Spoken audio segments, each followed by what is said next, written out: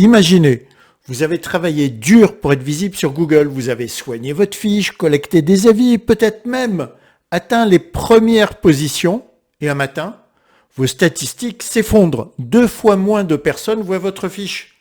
C'est exactement ce qui se passe en ce moment aux États-Unis. Les impressions ont chuté de 50%. Mais le plus troublant, c'est que les appels, eux, ne baissent pas. Pour certains. Alors, une question se pose. Comment est-ce possible? Parce que, tout simplement, Google vient de changer de nature. Il ne classe plus, il choisit. Et dans ce nouveau système, soit vous êtes recommandé, soit vous n'existez plus. Et ce qui se passe là-bas aux États-Unis arrive maintenant chez nous, en Allemagne, en Italie, en Belgique, en Espagne et très bientôt en France. Et aujourd'hui, je vais vous montrer exactement ce qui est en train de se mettre en place. C'est le changement le plus important sur les fiches Google depuis plus de 20 ans. Pas une évolution, hein, une rupture. Partons des faits. Le 24 mars 2026, l'expert américain Will Scott a publié une analyse brutale du nouveau mode IA de Google aux États-Unis. On va voir d'ailleurs tout à l'heure des exemples concrets qui nous touchent, nous, Français. Alors, regardez bien les chiffres là, que je vous montre. Moins 54% d'impressions. Vos fiches ne sont plus vues par les clients, elles sont lues par l'IA qui décide seule de leur sort. Moins 68% de visibilité directe. L'IA ne cite que 32% des entreprises qui apparaissaient auparavant. C'est simple, hein. Sur 10 entreprises visibles hier, 7 ont totalement disparu aujourd'hui. Pourtant, regardez la colonne verte, les appels restent à 100% stables. Mais vous allez me dire, mais Jean-Marc, comment est-ce possible? Parce que la visibilité ne se partage plus, elle se concentre exclusivement sur les élus de l'IA. C'est la fin du un peu de visibilité pour tout le monde, c'est le tout ou rien. Si l'IA vous cite, vous captez tout le flux. Si elle vous ignore, votre téléphone ne sonnera plus. Vos appels iront directement chez le concurrent, recommandé à votre place. Et retenez bien cette phrase de Will Scott, soit vous êtes cité par l'IA, soit vous n'existez plus. Il n'y a plus de position 4 comme avant ou presque, non. Soit vous êtes dans la réponse, soit vous êtes nulle part. Et pour comprendre ce qui est en train de se passer, il faut saisir un concept clé. La recherche conversationnelle. Vous savez, pendant des années, vous tapiez des mots-clés bruts, coiffeur Caen, plombier Lyon, et Google fonctionnait comme un simple annuaire. C'était le principe à l'origine des fiches Google. Donc Google fonctionnait comme un simple annuaire numérique, et vous répondez avec une liste de fiches. Mais que faisons-nous aujourd'hui avec nos smartphones? On ne tape plus des mots, on pose des questions précises. Où trouver un restaurant à Cabourg avec vue sur mer? Quel coiffeur à Caen maîtrise la teinture végétale sur cheveux blancs? À une conversation, l'IA ne répond plus par une liste, l'IA répond par une réponse argumentée. Et c'est là que tout bascule. Google ne veut plus envoyer le client vers votre fiche, il veut le garder sur sa propre page. L'IA n'est plus une étape, c'est le terminus du parcours client. Concrètement, votre propre fiche n'est plus une destination finale. Votre fiche Google My Business devient une source de données super importante pour l'IA et l'IA va consulter votre fiche pour construire son propre discours. Si les données de votre fiche Google My Business sont vides ou génériques ou incohérentes, l'IA ne vous classe pas, elle vous ignore. Elle donne directement la parole à votre concurrent. Et ça, le client ne le voit même pas. Alors, avant d'aller plus loin, ce que vous venez d'entendre pose une question très concrète. Quand le mode IA arrive en France, est-ce que votre fiche d'établissement Google donnera à l'IA assez de matière pour vous citer avec confiance? Ou est-ce que vous serez un fantôme numérique, invisible dans vos réponses? Cette question mérite une réponse précise, pas générale, une réponse qui regarde votre situation réelle sur votre secteur, dans votre zone d'aujourd'hui. avec votre métier. C'est exactement ce qu'on fait ensemble dans mes audits de 20 minutes. Gratuit, je le rappelle, sans engagement. On analyse votre fiche Google My Business actuelle, on identifie précisément ce qui vous permettra d'être cité par l'IA et on construit un plan d'action concret. Le lien est dans le premier commentaire épinglé juste en dessous. Et je ne peux pas auditer tout le monde une fois que le mode IA sera déployé en France. C'est maintenant que l'on construit les fondations. Donc, je vous ai dit qu'on allait voir des exemples concrets. Alors, allons-y, on passe sur mon écran. Donc là, je suis en mode de navigation privée et je tape dans la barre de recherche « Restaurant Cabourg, vue sur mer ». Donc, vous voyez le pack local classique, 3 établissements, la carte avec, pour chaque établissement, ses notes, ses étoiles. Et maintenant, je vais vous révéler quelque chose sur l'un des 3 restaurants. Vous voyez, le Beau Site, le Biquet's, ils sont sur en bord de plage, donc vue sur mer, alors que le dernier établissement, l'Atelier, vous voyez, hop, il est là, assez loin de la mer, donc la vue sur mer, on repassera. Donc, pas de vue sur mer depuis cet établissement, ni devant, ni depuis la salle, pas de vue sur mer depuis la terrasse, même depuis le toit, vous ne verriez pas la mer. Donc, en France, aujourd'hui, Google vous propose ce restaurant et vous laisse vous tromper. Il n'a pas vérifié la cohérence avec la requête, il a classé. Donc, mettez-vous à la place du client qui réserve pour un dîner romantique face à la mer et qui arrive dans ce restaurant et qui découvre qu'il n'y a pas de vue. Bon, donc maintenant on va regarder ce qui va arriver avec la même recherche, mais avec le mode IA. Et là, on repasse à nouveau sur mon écran. Donc, je reviens sur mon écran de tout à l'heure, donc vous vous rappelez ce que l'on a vu, et je remonte un peu pour que vous fassiez mieux attention, et vous voyez que ici, vous avez mode IA. Alors, je le rappelle, ce n'est pas encore actif en France. Là, j'ai pris une IP, je suis connecté en Allemagne. Et donc là, effectivement, l'Allemagne, j'ai dit qu'aujourd'hui, le mode IA était activé. Donc, je passe en mode IA. Recherche. Vous voyez, donc va chercher, et vous voyez, pour profiter d'une vue sur mer, voilà, vous pouvez choisir entre des établissements gastronomiques. Et vous voyez la différence avec tout à l'heure, c'est qu'il n'y a plus de fiche Google My Business dans le mode IA, mais l'IA a lu les avis des restaurants, elle a analysé leurs photos, elle a analysé le site web, elle a croisé ce que les clients disent réellement de l'endroit, donc ça à travers les avis clients, elle a détecté l'incohérence entre ce que la fiche prétend et ce que la réalité confirme du restaurant. Donc, pour l'IA, si vous n'êtes pas fiable, vous n'existez pas. Vous voyez que dans l'exemple ici, donc de la requête que j'ai fait, vous voyez en plus que Google a classé les établissements, restaurants gastronomiques, en prenant des éléments en provenance des avis clients, brasserie panoramique située à côté du casino, cadre moderne, élégant, vue plongeante sur la plage, etc., etc. Vous voyez les brasseries. Et donc là, vous voyez qu'il y a plusieurs propositions et on n'est pas forcément avec les 3 fiches ou les 3 propositions précédemment que l'on avait avec le pack local. Et vous voyez qu'également, on peut être cité dans les recommandations, donc un plus par rapport à la requête que j'avais demandée. Aujourd'hui, demain pour la France, Google, sur une requête que l'on est habitué pour avoir nos fiches Google My Business qui s'affichent, Google n'est plus un moteur qui classe nos fiches. Google devient un moteur qui vérifie, qui juge et qui sanctionne. On est visible ou on n'est pas. Maintenant, on va voir un autre exemple, toujours français et avec la même configuration. Ce deuxième exemple, celui-là, il parle directement à tous les artisans, les commerçants qui ont développé une vraie expertise dans leur métier. Je vais taper, donc là dans la barre de recherche, coiffeur teinture végétale, Caen. Et l'on a, comme tout à l'heure, bien sûr, le pack local avec la partie carte et 3 propositions d'établissement.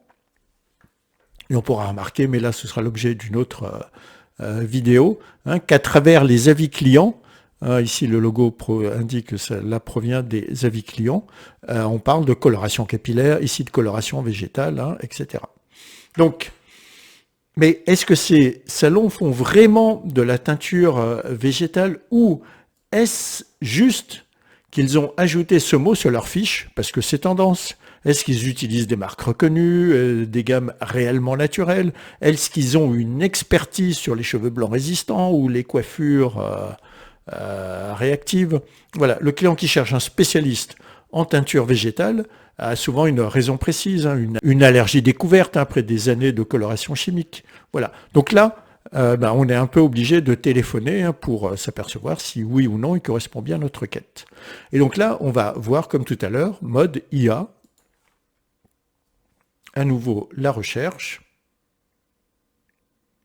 Et là, on voit immédiatement donc plusieurs salons, etc. Et l'on voit salon spécialisé en coloration végétale. Et là, il nous en cite 1, 2, 3, 4 et 5.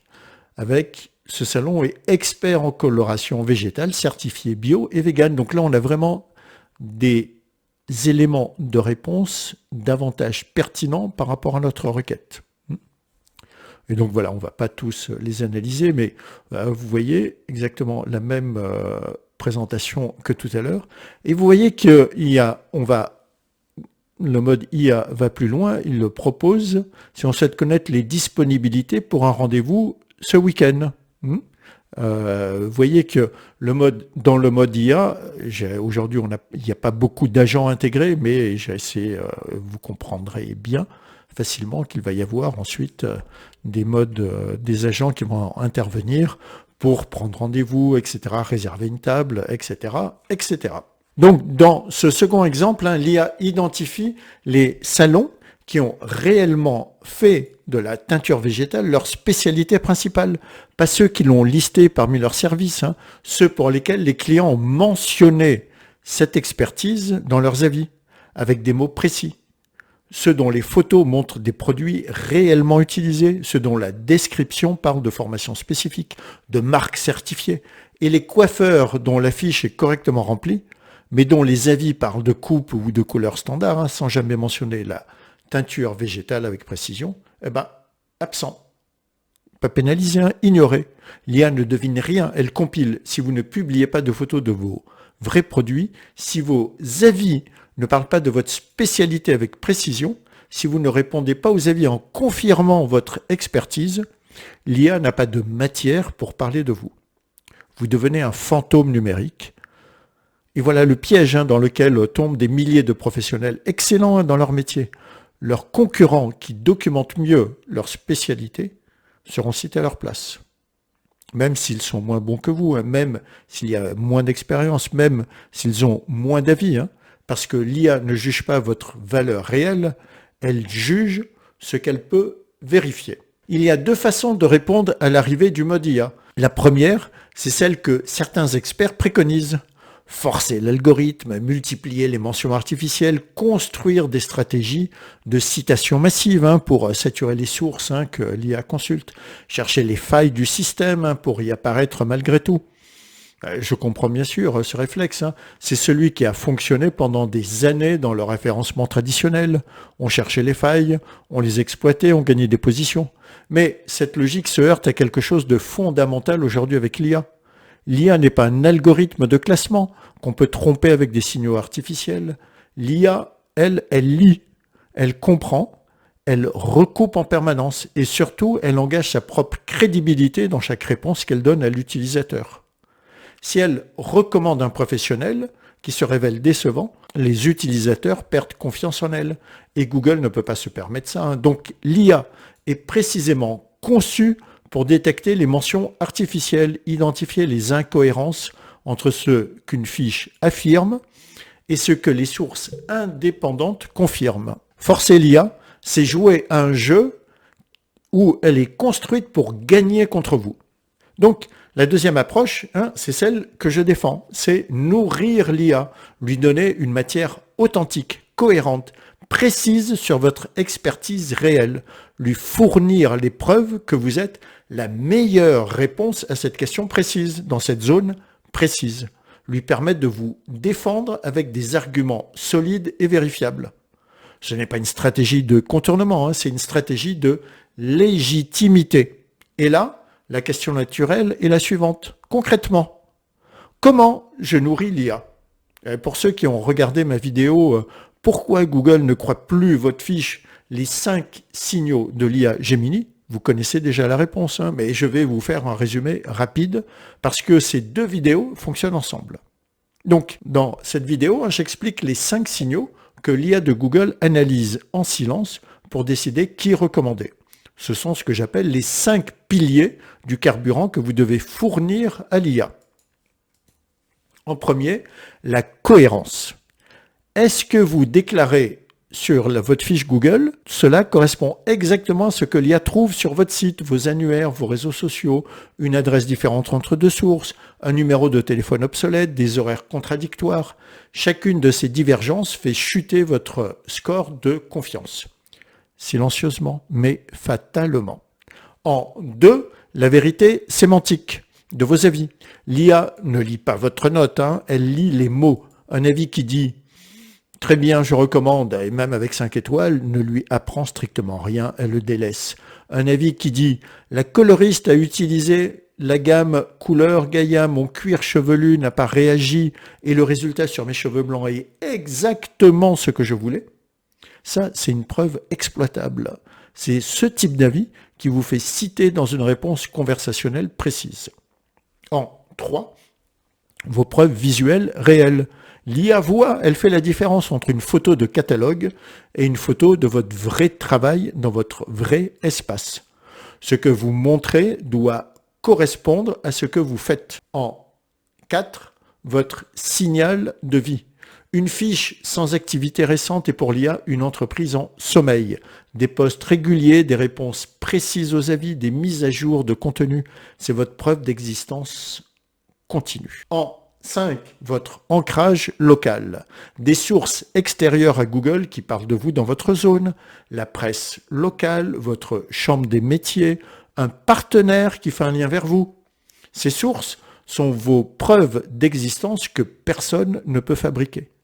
En 2026, les mentions sur des sites de confiance sont désormais le 4e facteur de classement local le plus important, devant beaucoup de critères de référencement, de SEO, comme on dit, traditionnel. Pour chacun de ces 5 signaux en détail, avec des exemples concrets et des actions précises, ma vidéo « Pourquoi Google ne croit plus votre fiche » est là. Vous avez le lien juste au-dessus. Je vais maintenant vous dire quelque chose que je dis rarement avec autant de clarté.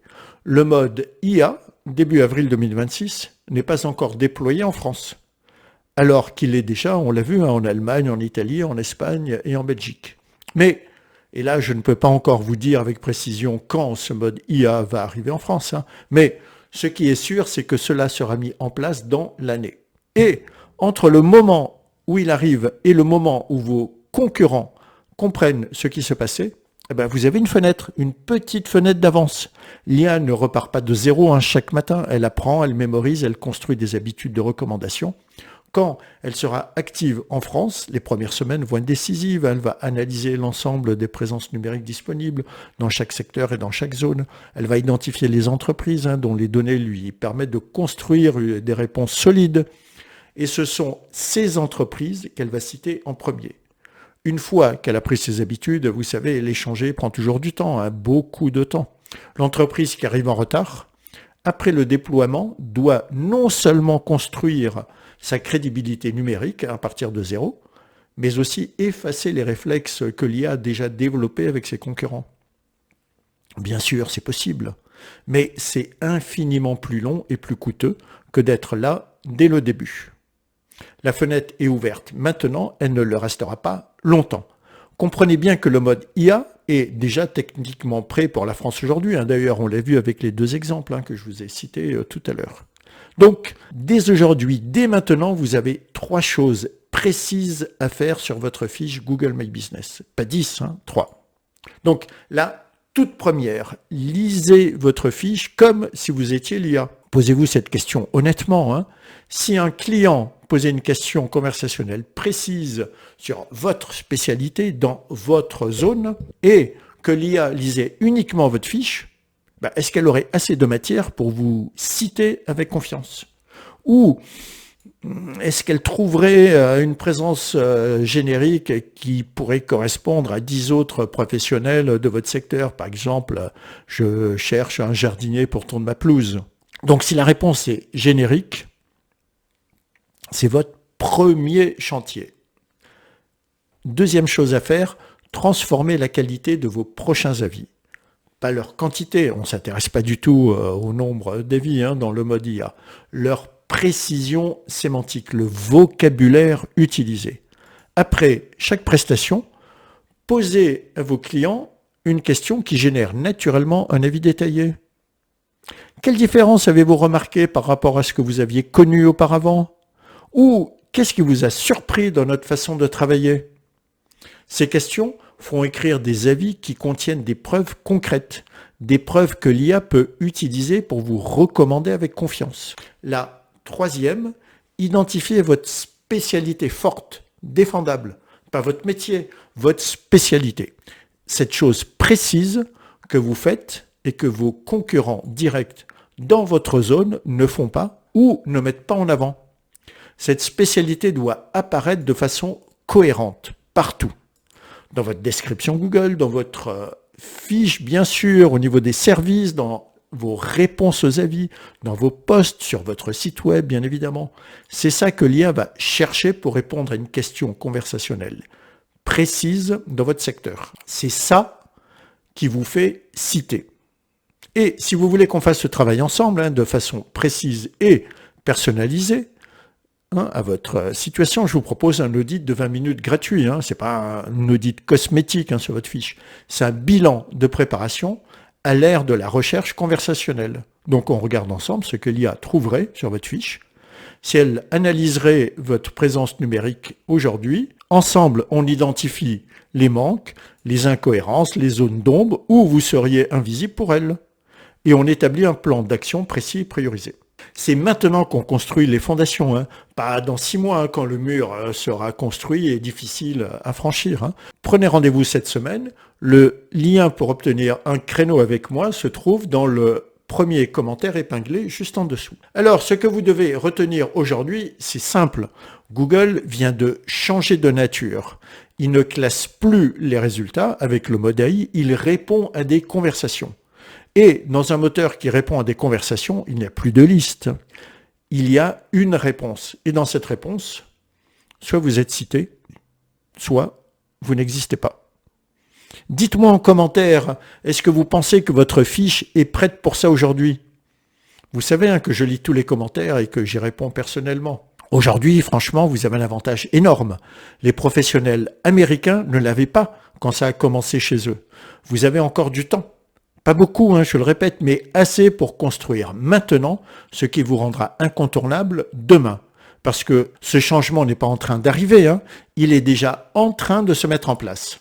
Et la vraie question, ce n'est pas de savoir si ça va arriver en France et quand. La vraie question, c'est de savoir si vous serez prêt quand ça basculera.